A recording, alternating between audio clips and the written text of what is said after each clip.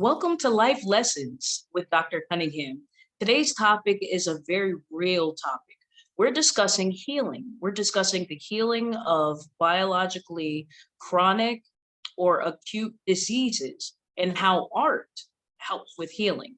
Now, I've done a little bit of research myself, and there are meta analysis research studies that focused on creative arts and health outcomes, specifically how health is affected by music engagement, visual arts therapy, movement-based creative expression, and expressive writing. And this particular study showed that all of those forms of art did have a positive effect on the outcome of a physical disease. And so today, I'm very honored to have a guest who's able to speak from her own experience and how she's also utilized art to heal and to help others. And her name is Dana Simmons, a Bronx native. She is an emerging self-taught multimedia artist residing in Connecticut. She is inspired by the shapes, colors, and textures found in nature to explore the human condition to facilitate healing. Dana's art and writing aim to share her story as a Black, sick, and gifted woman in the United States and to explore what freedom and justice mean for failing and captive bodies. As such, her work is an act of radical self acceptance and transcendence when finding beauty in the darkest of moments shines brightest. She uses vivid colors in her artwork to express this as well as to express her Caribbean ancestry. She creates art to challenge society's practice of pathologizing the individual, not systems that contribute to disease. How and what she creates speaks to multiplicities and expansiveness of nature and of life. In addition, her art seeks to inspire faith, hope, and love, and to amplify the voices of the chronically ill so that they can recognize their superpower and be the change that they need to see. So welcome, Dana. Thank you so much for being here today. Hi, how are you? I'm well. How are you doing? I am fine. I'm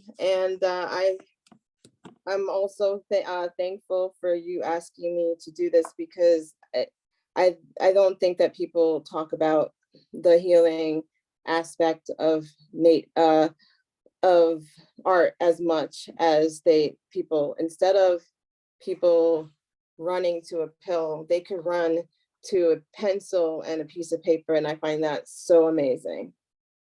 Yeah, I think that's great as well because I really do believe in the power of the mind and how the mind really can transcend what's happening biologically. And so I believe that that's kind of what has connected us, not only because of wanting to address that and for me from a professional standpoint, but then also having some personal experience through my father. When I was 10 years old, he ended up passing away, but he lived a quality of life a lot longer than he was actually prognosed to live, with consideration of his particular disease that he had. So because of that, I like hearing hopeful stories when I see people living and thriving that have utilized, alternative methods than kind of like the conventional medical systems are providing to us. And art is one great way of being able to express one's self but to utilize it for healing, I think is still considered like a cutting edge sort of idea, and also to be able to address it in a systemic or family lens. And so I really would like to be able to hear your story. Like, so what's your story about your healing process and also how you utilize art to heal? Okay. Well, the first thing that I could say was the minute I started creating art again, my illness went into remission. And I told God, I had my conversation with God, and I said, I'm not going to ask you how and why it happened. I'm just going to say thank you. But I think, physical health, the part with art is that it's kind of like a spiritual type of thing as well. And so like it healed my spirit, and then my spirit is healed, and then my body is, it's like it was a process, I guess what I'm trying to say. It did happen overnight, but I was always working and believing that I would see better days, You know, I used to go I'm to the glad to hear that. hospital. Yeah, I used to go to the hospital Mhm. like it was my second home every other day. They knew me Wow. first name basis. Like, hey, do you have Melinda? Because she's a good stick. You know, like I didn't have good veins, so it was an issue. But I kind of was with a chronic illness. You need to be in the medical system, but at the same time, you can't let it control and be part of your life. And when I released and relinquished that control that I would say the system had over me, because I felt like I couldn't heal without them. But once I started realizing like, no, I think I can get, but I can get better. I want to get better. And I told you, I started exploring, getting more spiritually involved with myself and self growth. And so all of that, meditation, I think all goes with art, because I meditate so that I can visualize and see what kind of what kind of art I'm going to do today, because every day is a new day to do something new. And so I try to challenge myself and create art that I've never like that is pleasing to me, but have some type of meaning after the fact, if that makes any sense. It does. Now, can you share with us what kind of art do you actually create? What's your That's method of art? Thanks for asking. Mm. But I know, like I told you, when I was at Trinity, I was in the art program and they asked me to leave because I was getting sick so much. And so I didn't really get that much studio time. So I don't actually have that much art education. So I'm learning as I go, like a self-taught artist. And I started with fluid art. And fluid art is basically making acrylic paint thin enough that you can pour on the colors, and you don't have to use a paintbrush or Oh, you know mm, you just pour the paint where you want it. And the thing right, about right, why right. I picked fluid art was because it's one of a kind. You're never going to get the same kind of art with fluid art. That was what I loved about it, and it kind of expressed me always not being relinquishing control, like I said in my statement, Mhm. because I never know when it's going to be, but I have to have that faith and that hope that it's going to dry right, because it's a arduous process. It takes weeks to cure, like that's for it to dry. And and you have to have your soul is part of that painting. And I mean, as you become an artist, you have to learn to let go, because you can get like really close to a painting and you don't even want to sell it, but like, so if I've had to learn to relinquish control in all aspects of my life, even in art. I so that's what art I created. But at the same time, if I'm not feeling well, I create digital art. Hmm. I Why kind is there of a difference? Why is there a difference, like, because between the 2? I feel like there's a difference, because digital art is easier to maneuver when you're not feeling well or when you're laying in bed. I know that most of the writing that I've done, my best writing has been on my bed, on sick and in the hospital, or in some type of painful situation. I turn to healing, I turn to hope, I turn to God. God is the number one reason why I've healed. I'm not even gonna like, God is the one that brought me back to art. Um, and because I kept asking him, like, what is, like, I want to leave a legacy. And I'm like, I'm just gonna do what I'm passionate, like what I was in the past passionate about. Like with Mhm. everyone, COVID like sparked people. Like for me, like this is really sad to say, but and I don't want to wish anything bad on anyone, but when COVID hit, people really, what had that isolation that people feel, chronically ill people were feeling that the whole time, Mhm. So then and we started just feeling what, chronically ill individuals felt on a regular basis exactly. during So COVID. Wow. yeah, and so like everyone was in my situation now. Yeah, So I hear what you're that's saying. Like, and so how did that affect, like, conversations or interactions you had with other people, like, that didn't know what it was to deal with a chronic illness? You're saying, how do people deal with my chronic illness? No, meaning like, did your interactions with other people change or shift Yeah, because of the yes, it fact that they did. had COVID experience, but you had a Yes, chronic ill experience?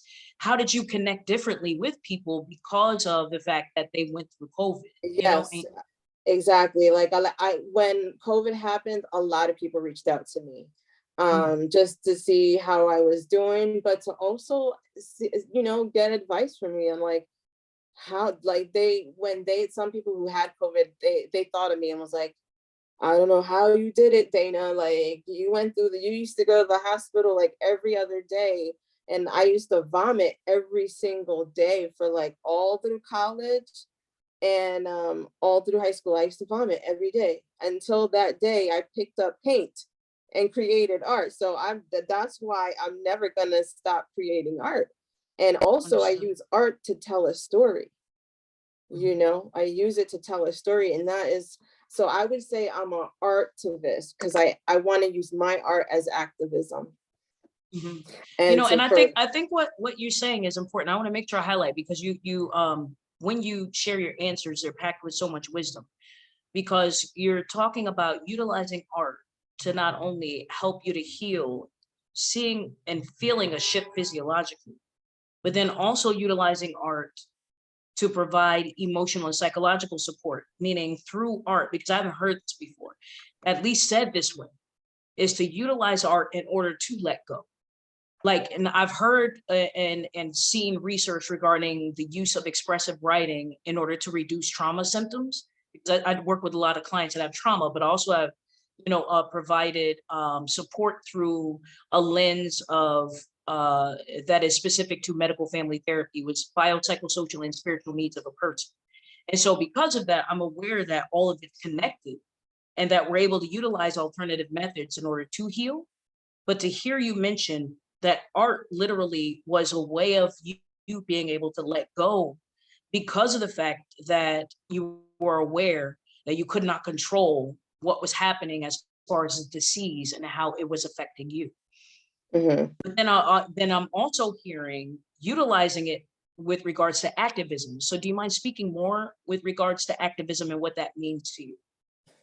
I am a Black sick woman in America, and the most hated people in America are Black women. We are under recognized, but you overutilized for our creativity, for the way that we see things differently because we had a different life experience. And I want to show that in my art. I have one piece that's called "Strength is Not Always Loud," Mhm. and that's talking about the 40% of people who are chronically ill who have no choice but to deal with the illness. I mean, I always tell people that I joined the system when I walked first through those hospital doors, because once you're in the system, while I still heal, I'm still I want people to know that, like, if you find that this system, whatever system, is not working for you, you create your own within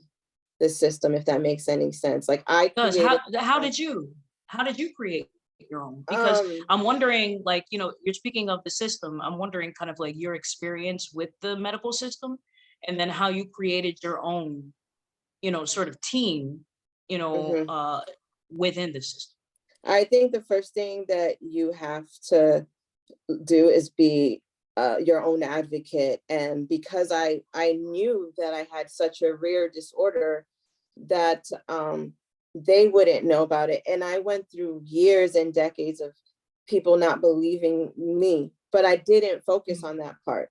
I didn't care mhm. about how the nurses thought about me. So the first thing is not to give crap about what people in the medical Thank you system are for saying about censoring it. I know you were thinking the other word. Pause for a second.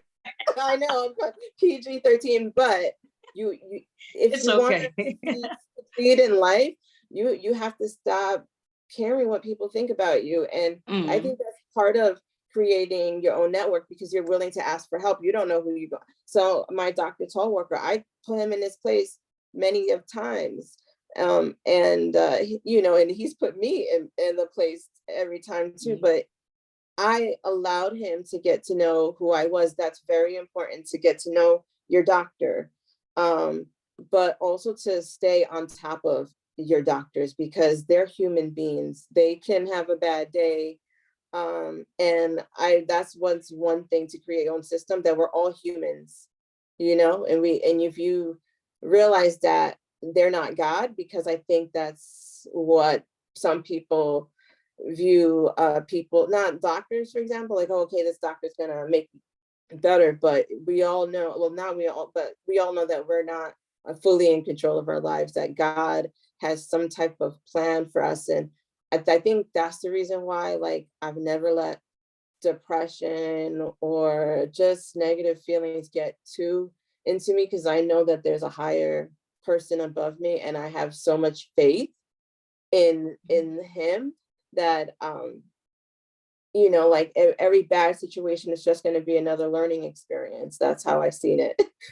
Because I lost my wallet, and I lost everything. And I thought about it. I was like sad for a few days, because there was things in my wallet that I'm never going to get again. But most of this stuff is replaceable. Mhm.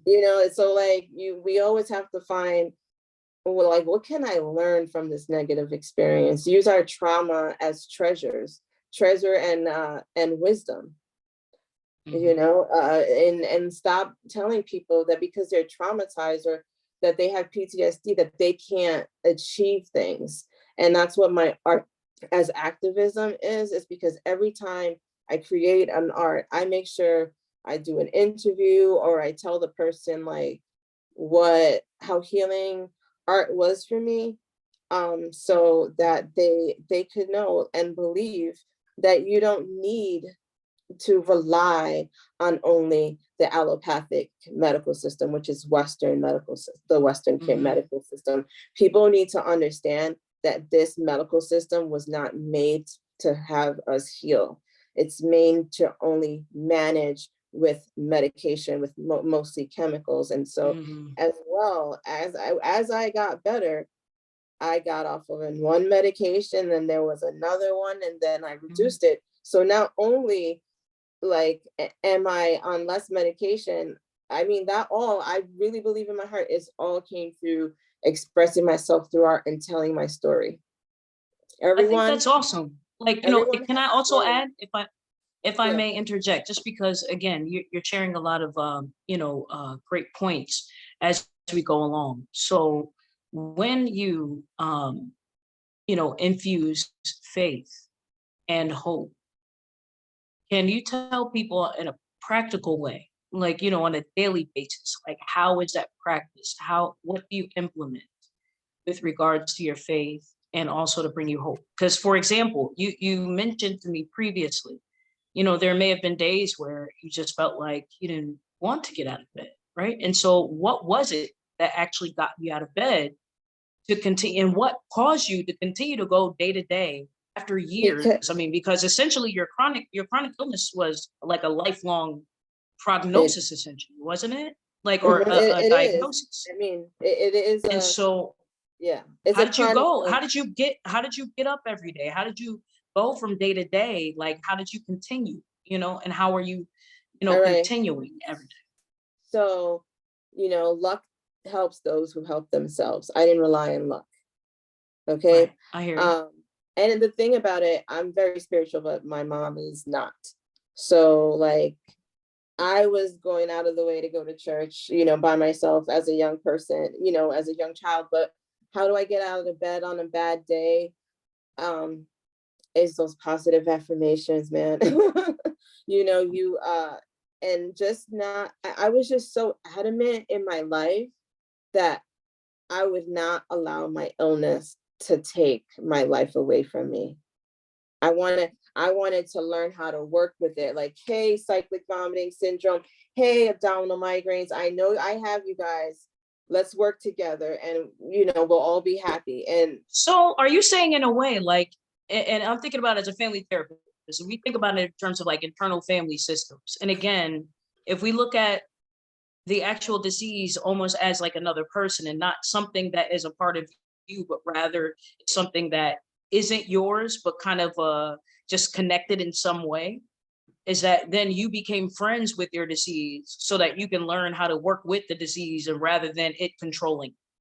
Yes. It's like if Marvelous. it can't kill you, if it doesn't work for you, join them. It's kind of like that kind of thing. I like, okay, this illness, I've been fighting this illness for so long. And then I was like, I'm not winning this fight. So guess what? I'm going to work with my illness. I'm going to listen to my body more. I'm going to listen to my spiritual, like, cause like I kind of like, I don't know how your spiritual people are, but like I am a psychic medium, and so sometimes, like, and I hate to say, but sometimes when I'm vulnerable in a really, really bad situation, I actually can get possessed. So if for actually, yeah, and so what happens, sometimes when my illness gets so bad, I astral project. I've learned how to do that. It took years, but I cannot take the pain sometimes.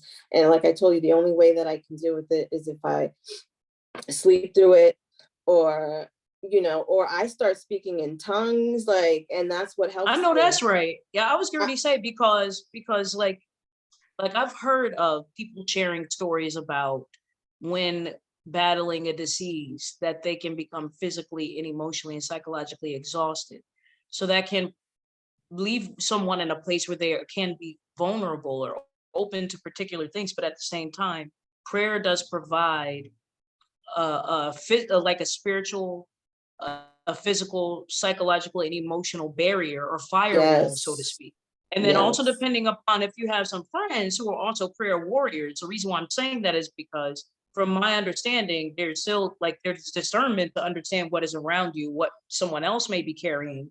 But then there's also, there can be empathy, because when there's a person who's an empath, they are aware of feeling, which is a part of discernment. But then we yeah, can utilize our spiritual weapons, so to speak, like through scripture, in order to make sure we have a firewall, because one cannot be physically, oppressed or possessed unless they can't allow at it. least be possessed unless they allow it. So then Exactly, if there is an allowance, and then that means bolstering one's spiritual strength, their physical, exactly. emotional, psychological strength. So I'm hearing you, but then that also means, when I hear that, who's a part of your community? Because I want to know who the other warriors are around you That's that actually, provide support.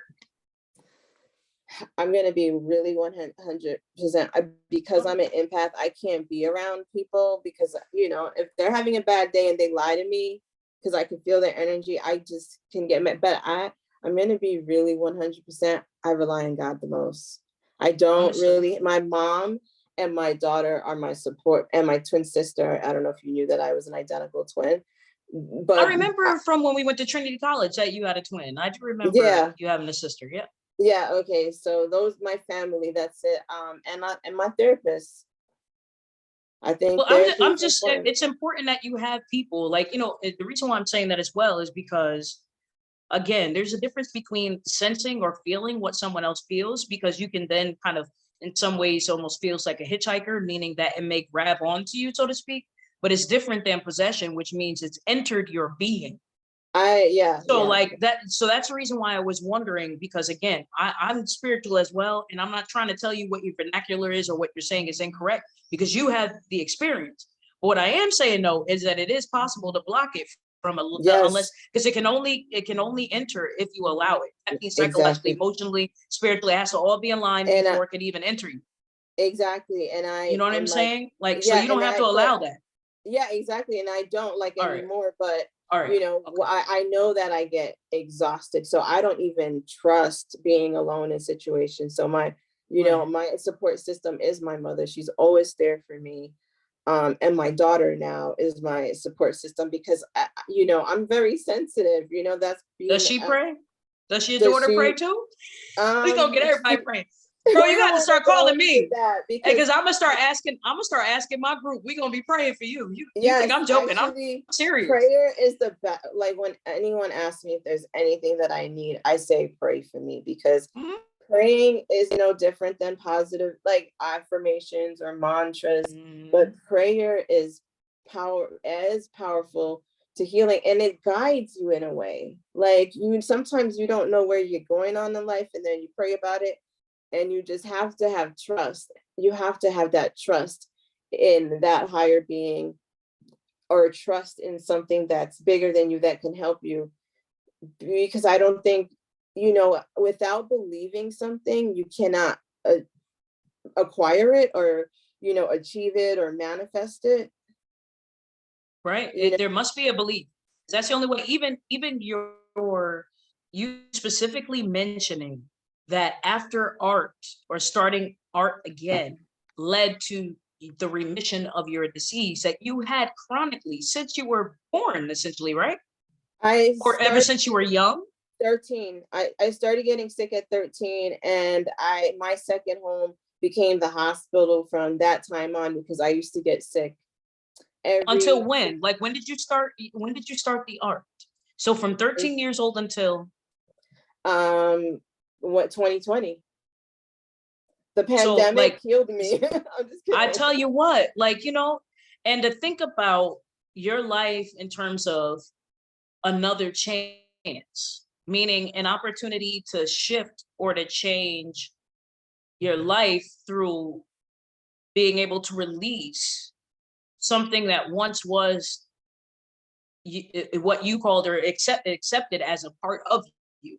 But again, to realize that it wasn't something that had to be controlling or at the driver's seat of your life, and that was Mhm. not you, but it was an opportunity for a lesson, like you shared earlier. And so, what I'm wondering specifically regarding the lesson, though, is not just with you individually, because you've shared wonderfully how it's been a lesson for you individually, but also how has it been a lesson for you with regards to relationships? Because when I think about it in terms of medical family therapy, a lot of the studies that we focus on address how there's a connection between emotional state and psychological wellness, along with what's happening as far as the disease, whether it's acute or a chronic disease, but then also how relationships are affected within the family due to a disease.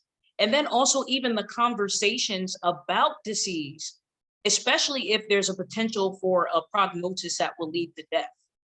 And so I don't want it Yeah. to sound morbid, but the reality of life is that there are some people that have chronic disorders, not knowing like how long they have, or, and so Yes. what I'm I mean, wondering is what were those conversations like, even with your family? Like, and how did your family, like work through it and cope with yeah, like in 20, the first time I got sick was when it was really hard, because I was only 13, and it was like I lost like 22 pounds in like 2 weeks. So I was like a skeleton. And so it wasn't like I could hide my illness, and I was like sick all the time. I had to take time off of school. So I had that not fitting in like thing going on my whole life, being misunderstood.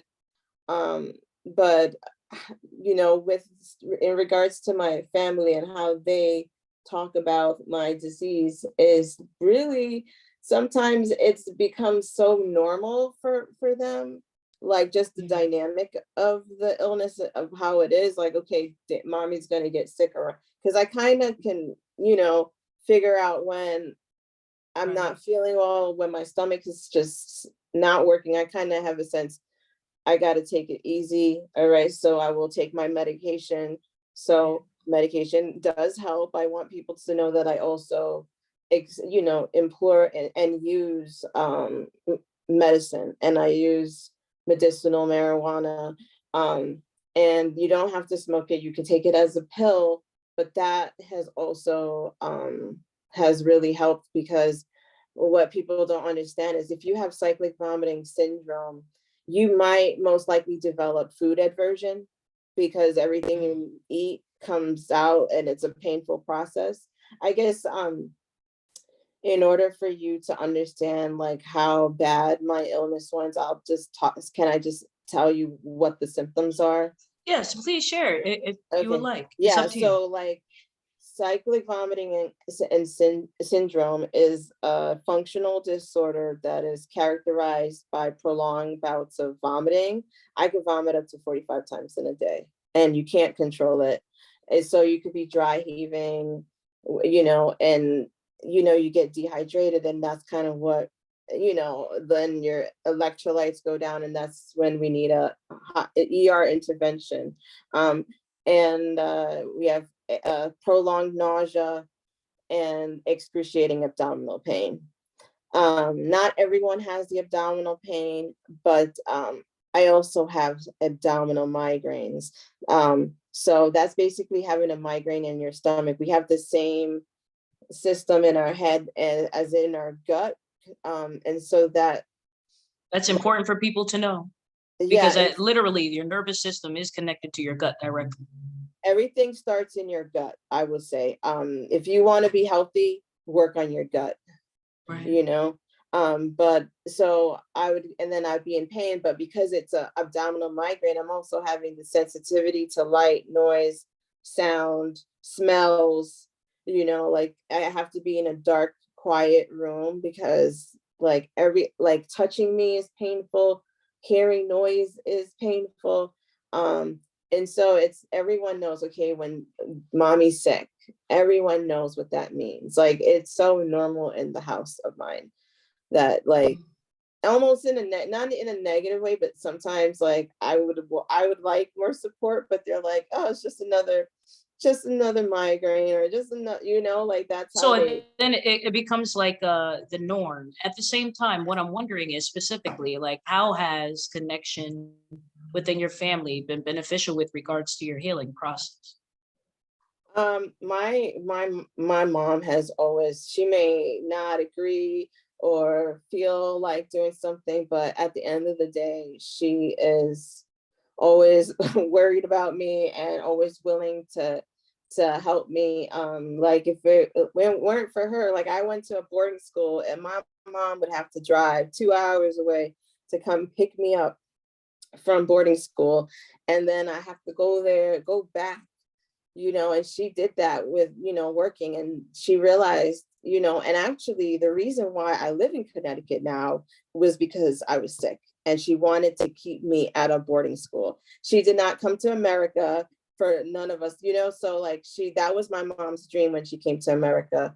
And when we lived in the Bronx, in the ghetto, she just said education is the way out the ghetto. So we were Right. involved in a lot of things, and I think that upbringing was so important because I grew up around people that lacked, I grew up around a diversity of people.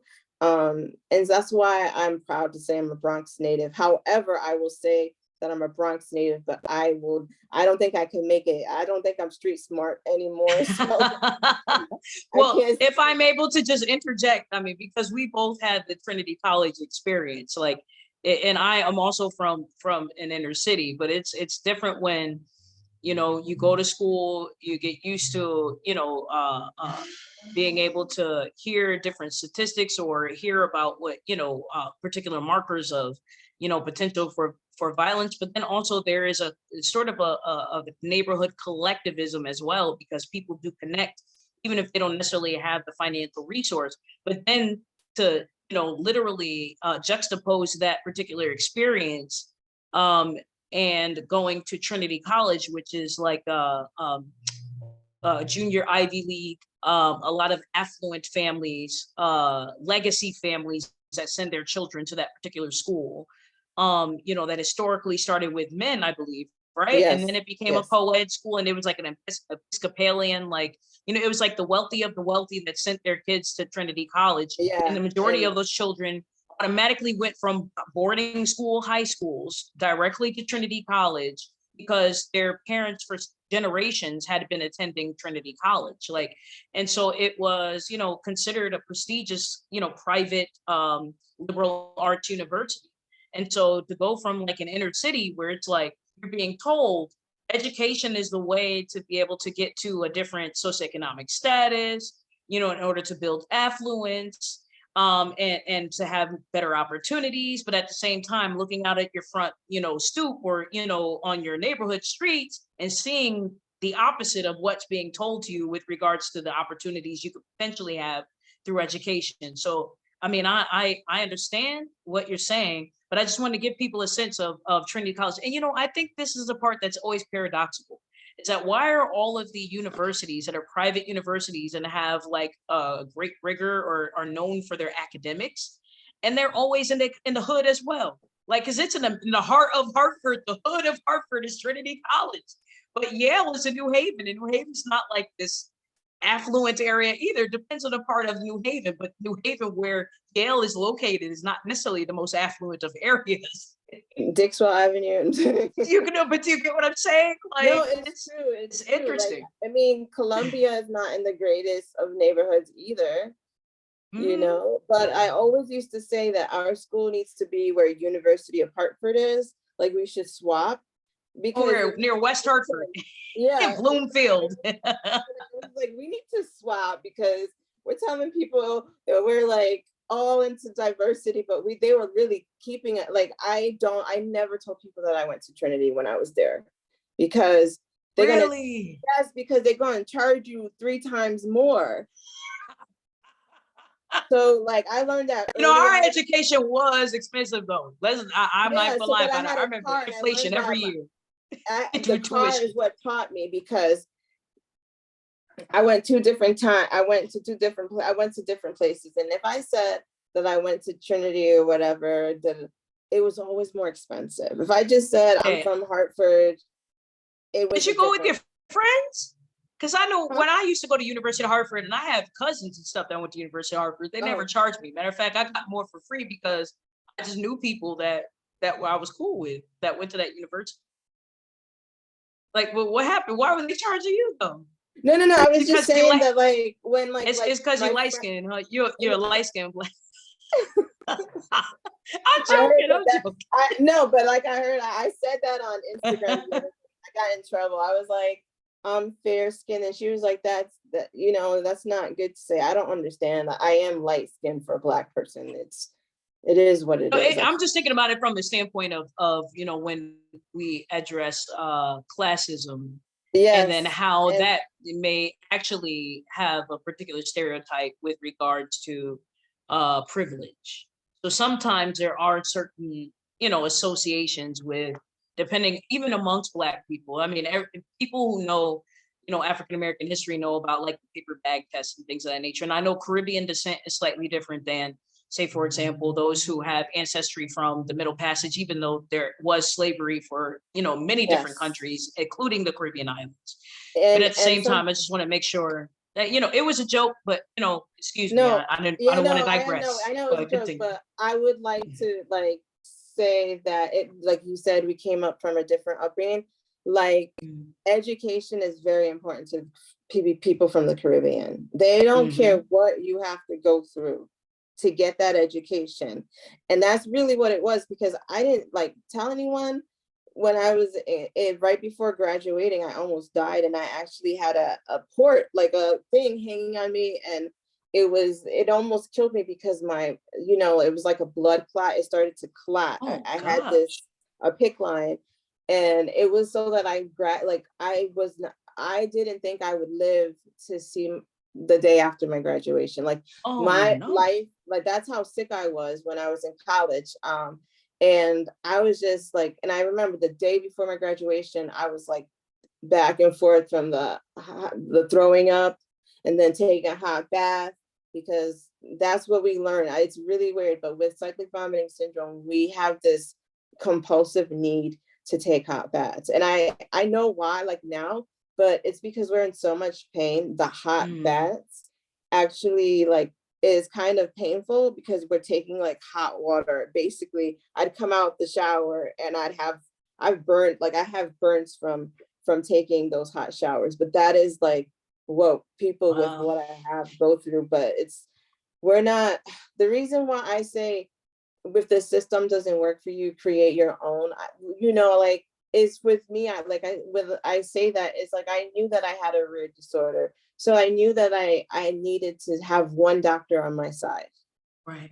where I would be completely honest with him, because that's another thing. People are not honest about how they're feeling. Right. And so if they're not telling their doctor what's bothering them, then you're not going to get the help that you need. So I always tell Right. people, I ask for a patient advocate. If you don't feel like you feel comfortable or safe around this doctor, ask for a patient advocate. I think you're um making a valid point though, because when people are coping or they're not getting the answers that they want, and especially if they know that something is going on further than what the doctors are saying, then it's important to continue to probe for more answers. And it's every patient's right to be able to ask for more information and to continue to ask and to ask as many people within the system and to go up levels, even with regards to administration, until they get the answers that they want. If that I means they're will needing to go to multiple specialists, it's important to advocate, and that's the way justice happens, because a lot of times, even based on research, brown women really are underserved, because we are misdiagnosed most often, even within the medical system, with regards to an array of medical conditions, whether it has to do with our reproductive health, fertility, or even yeah. for the physical health and well-being. I mean, so what you're saying is absolutely accurate. And I want to, make sure that I highlight that point that you're saying, is that if you don't feel like you got the answer that you wanted, it's okay to be able to ask for multiple answers. It's almost kind of like when you have to get multiple quotes because of something that's going on in your home. Of course, the human body and the human in and of themselves is most valuable, more valuable than any home. But when we're looking at our home and asking about, well, who's going to fix the toilet, you'll get multiple, quotes. But then we'll just go to No, one doctor and then just leave it at that. No, it's okay to be able to go to multiple doctors until you find the one that not only is giving you information that's going to be very clear and open and honest, but also that you feel like you can connect with as well, because it's important that you have that connection so that you can be completely honest with your doctors. Just like you're saying, I totally agree. I just wanted to also point out that there's not enough Black therapists out there, because I went through a period where that was like, they understand me more, but it was so hard to find a therapist, and I still don't have a Black therapist. Wow. There's more of Yeah, us now. Now the numbers are going up, but there's a lot of us. yeah, yeah. There's No, more of us. I'll say there's yeah. more Well, of us than there thankful. used to be. Yeah, I'm so thankful for, like, again, COVID, because telehealth became part of the norm. And that's Hmm. what, like, I love, because now I could just be like, oh, I'm not feeling well, but I could still meet with my doctor. You don't know, Right. like, how, like, everyone, my doctor is like, he doesn't understand, like, even my family, like my family that I, like my older sister, he's like, what has Dana has changed so much. I never, why is she doing so well? And it's because I'm an advocate. Like, he had me on this medication, but I wasn't taking it like throughout the day. It was only twice a day, and I would go through these breakthrough episodes. And then I was the one that came up with the idea. Says, Dr. Tallwalker, why don't you break my milligrams in half and let me take it 4 times a day? And if you do your research and you advocate for yourself, your doctor's going to help you, because like, you have to be a difficult patient. I'm going to tell everyone that needs to hear that they need to be a difficult patient. If you're not, you're going to die. Like, I'm just kidding. But like, you really, Wow. like, And we if want you, everyone to live, right? yeah, And just so no, you but know, for real. yeah, like for real, and I agree with you, but I want to make sure that I share this particular resource because people need to know that there are different resources that they can look up or Google if they are looking for a therapist that looks like them. For example, specifically for Black females, there's a website called therapyforblackgirls.com. So individuals are able to go there and they're able to share their email, and then they can even look in their area, see which Black therapists are actually on that particular platform. The other platform that I always like to tell people to go to is Psychology Today, but you can Yes. specifically ask for, a Black therapist, whether it's a Black male therapist, Black female therapist, because it's important that people have access to therapists that work best for them. Like, even when I'm working with clients, like It's not a personal situation. It's totally a matter of people connecting with whom they know that they're going to be able to connect with. And so I even tell people from a common factors perspective, the most important thing first is a therapeutic alliance or the therapeutic relationship. So if a person is saying they don't feel like they connect, then it's best that they meet with another therapist until they feel like they can connect, because then they will be completely honest. And that relationship is actually number one. That accounts for about 65% of positive outcomes regarding research or I regarding therapeutic research. So I, I relationship agree. and connection has everything to do with therapy. Yes. But I what can I ask you this? After you mention what you're going to say, I have another no, question for you. I was just gonna say that I went through a lot of therapists, And that's because okay. if it didn't work out, like, first of all, my therapist needs to understand that I'm not gonna make it to all my appointments. Right. I tell them that straight up, because some people can't deal with that. And another thing that we're not talking about that is important is that sometimes, there's not so much black doctors or black therapists, that they're actually, I actually think that they always say that black doctors, black black are actually are perform better than their counterparts. I read that in some type of research, but I believe that because we have to work harder, but at the same Mhm. time, like with my sister, like it could be really expensive. A lot of those doctors that you want to see, those, because I actually did reach out to some black women, but they didn't accept my insurance. And Understood. it was, so I wanted to also reiterate that, like sometimes people can't get the care that they need. And that's why I turned to heal myself through art. Right. Well, I mean, again, what you're speaking of is accessibility, and I believe that accessibility is always present, but also accessibility along with the culmination of opportunity again, which is the reason why I said that literally more black therapists are graduating from university so that we have access to more.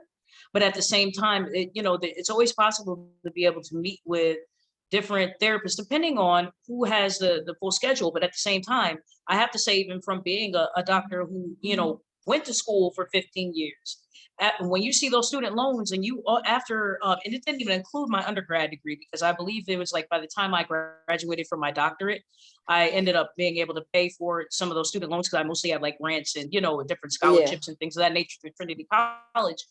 But when I looked at my master's and my doctoral degree, and I looked at what I owed at the end of my my 15 years of school, and it was almost a $500,000, I said I need Mhm. to make some money. Yep, Like exactly. And I literally, respect if that. I owe that much in student loans, then the reality is that we have to make money in order to not only pay for the education that we receive, but then just to have a decent quality of life. And who wants to be a doctor and then not have a decent quality of life? Like, you know what I'm My saying? my cousin is a doctor in Alabama, and she said one of the hardest things that she has to go through is that people there don't want her as a doctor just because she's black. They will ask for a second opinion and be like, I don't want that doctor seeing me. And it was only because she was black. But she's a And there's so good many, and there's so many dynamics. Like if she's a medical doctor, the medical. system, the way it's set up, still reimburses more for a medical doctor than they do for PhDs. I didn't know that. And also depending upon what your doctorate is in, meaning in psychology, clinical psychologists are recognized as doctors based on what they make as far as through insurance reimbursement. A marriage and family therapist with a PhD, they don't even have to account for the PhD. It's almost like they just treat it like you're a licensed marriage and family therapist as if you have a master's, because they don't have a different reimbursement rate for a PhD versus a master's.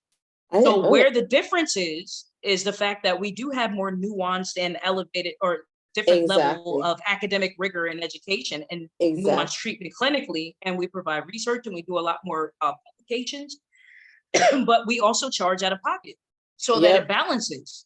But exactly. And I it's respect not that. like people are trying to rob people. You know what I'm saying? It's like Yeah, but I how always can make someone that rob someone if they're already not no, being treated no. appropriately within the system? How I You sell know what I'm my saying? paintings, how I sell my artwork is based on how many hours I put into it, based on the skill technique, based on the Right. materials I use.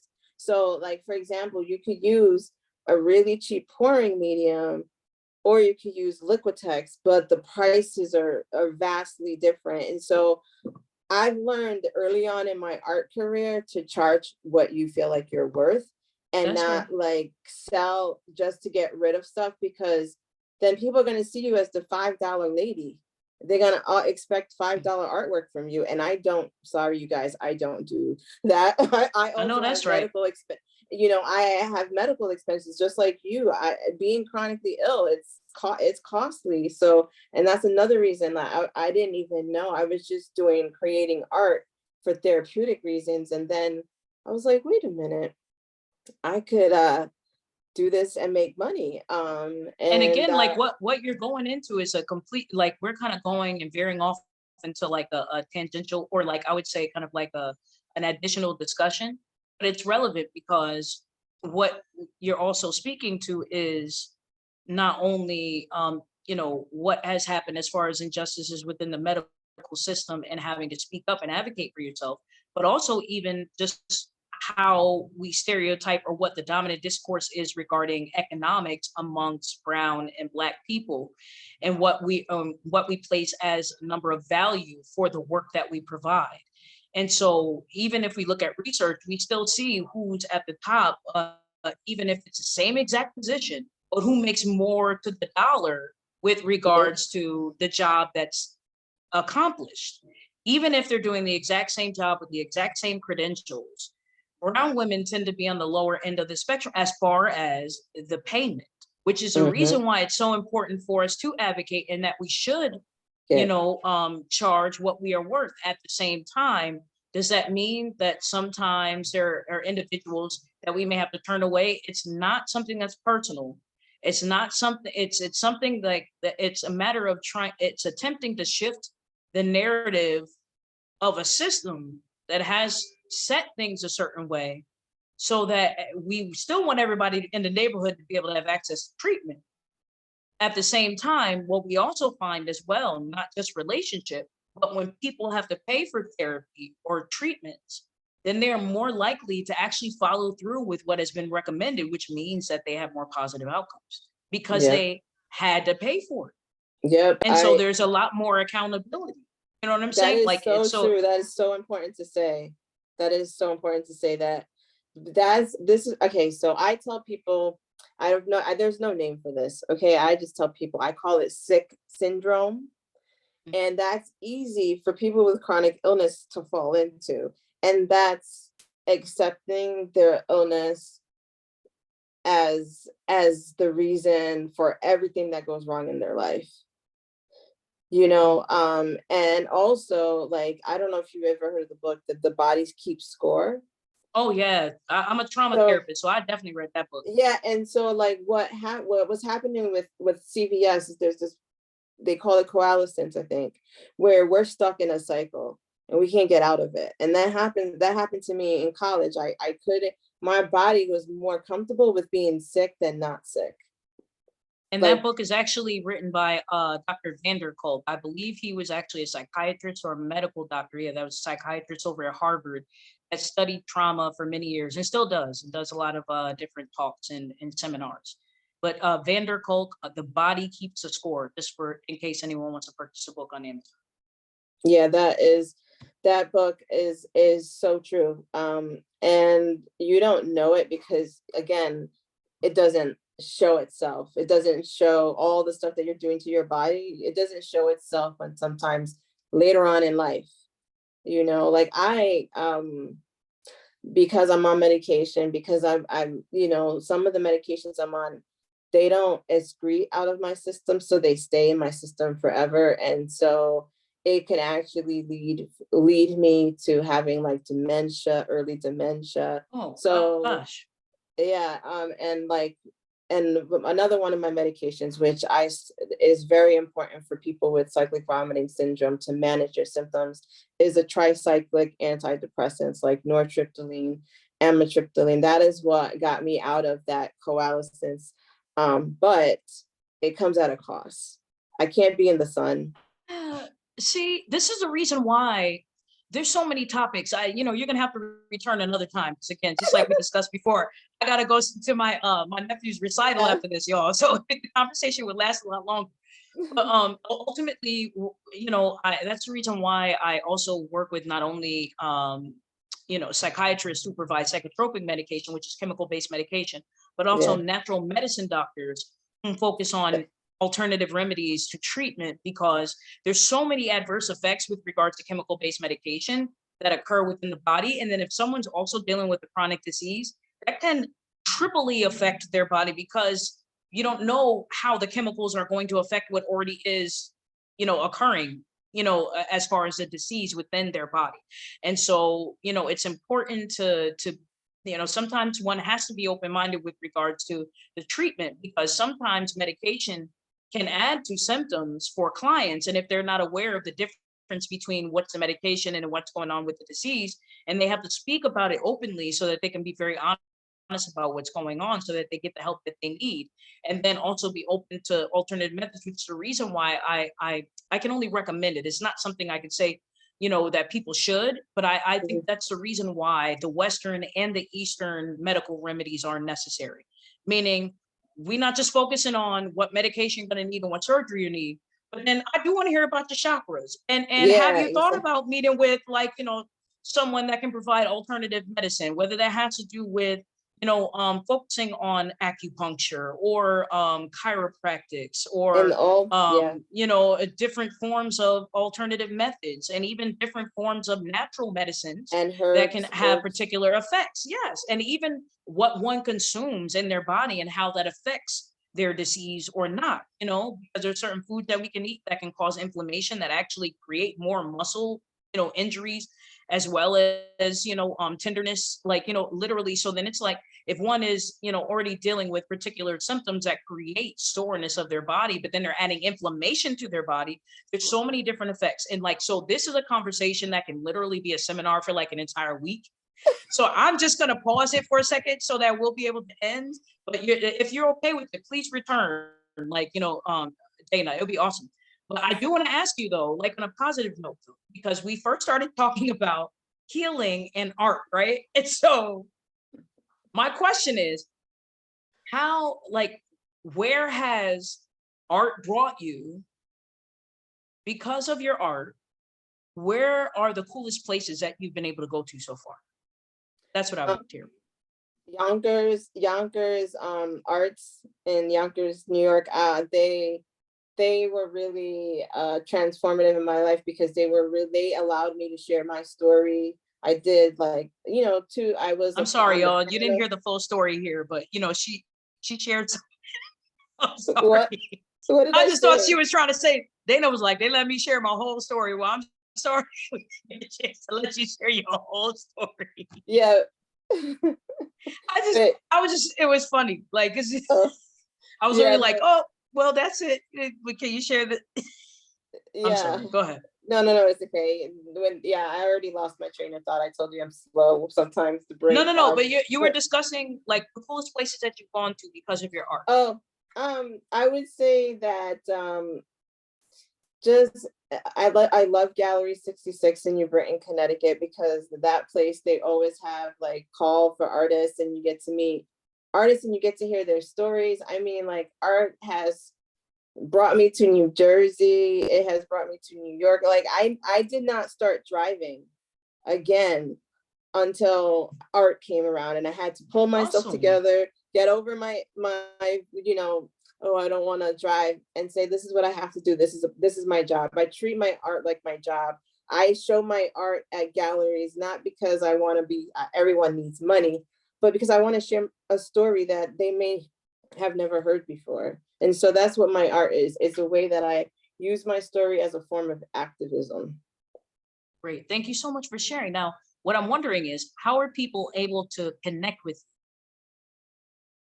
I'm on Instagram at Art by Dana Monique. Is Art by Dana Monique. There's no underscores or anything like that. It's just one word. Currently, you can reach me there. That's probably the only place that you can reach me without me sharing my email or my and then my number on the World Wide Web. So what I'm wondering is, where can people actually view your art at this point? On Instagram at Art by Dana Monique. Yes, that's where I show my art and tell people the stories of what it's like being a chronically ill person, and how, we need to change the system, and actually ask more sick people how we can make the system better. They really should be like some type of program for chronically ill people who want to advocate for themselves, find a place of healing by becoming advocates for others. Like I've had to do that, but I know that we're on, this could be also another tangent, so I don't want to continue. But, Dana, I thank you so much for being a part. And again, I sincerely do welcome you to return again, because there's so many conversations that we could have, I as a agree. spinoff from this particular conversation. And it's so relevant for people to know that they have a community, and also have within them, even while going through a chronic disease, the ability to be able to connect with others so that they can collectively heal. And you also have those who are well, that are advocates and that are allies for you all to continue to heal, and that's from the biological, psychological, relational, and spiritual standpoint. So we stand with you all, and we stand with you all on your wellness journey.